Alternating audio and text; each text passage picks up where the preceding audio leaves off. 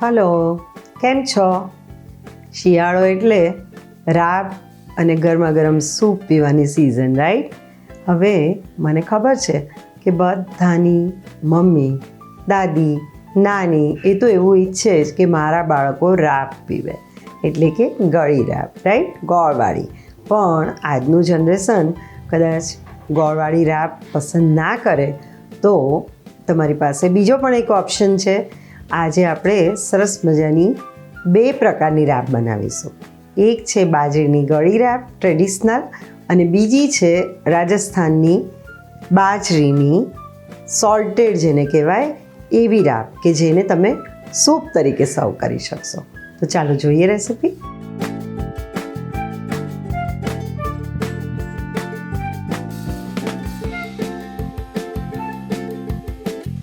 પહેલાં ગળી રાબ બનાવીશું. બાજરી અને ગોળની 1.5 કપ જેટલું પાણી લઈએ છીએ.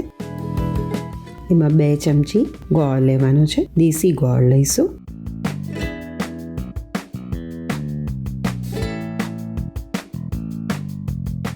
એને બરાબર ગરમ થવા દઈશું. ગોળ ઓગળે ત્યાં સુધી. કોઈ ચાસણી બનાવવાની નથી.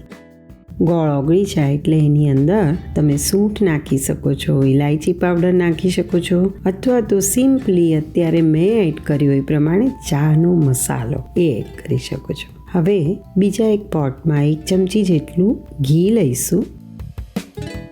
એની અંદર 2 થી 2.5 ચમચી જેટલો બાજરીનો લોટ લેવાનો છે. એને આ રીતે શેકી લઈશું. તમે ઈચ્છો તો વધારે ઘી પણ લઈ શકો છો. લોટ શેકાઈ જાય એટલે એની અંદર ગોળ ઓગાળેલું ગરમ પાણી જે છે એ એડ કરી દઈશું.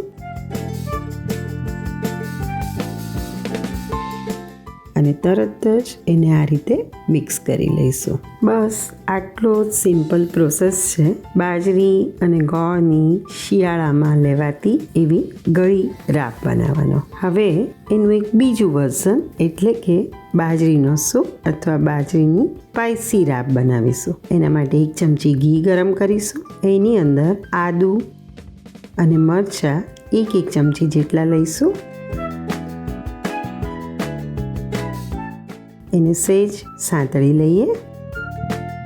ત્યાર પછી 2 ચમચી જેટલો બાજરીનો લોટ એડ કરીશું. એને પણ થોડો રોસ્ટ કરી લઈએ.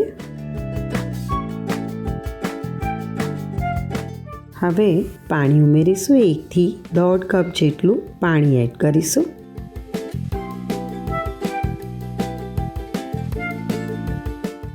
સ્વાદ પ્રમાણે મીઠું ઉમેરીશું. સરસ રીતે એને ઉકળવા દઈશું. રાબ સહેજ ઠીક થાય એટલે એને ઉતારી લઈશું. વઘાર કરીશું. વઘાર માટે ઘી, જીરું અને હિંગ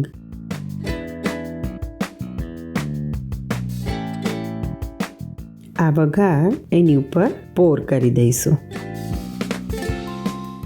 કોથમીર ઉમેરીશું.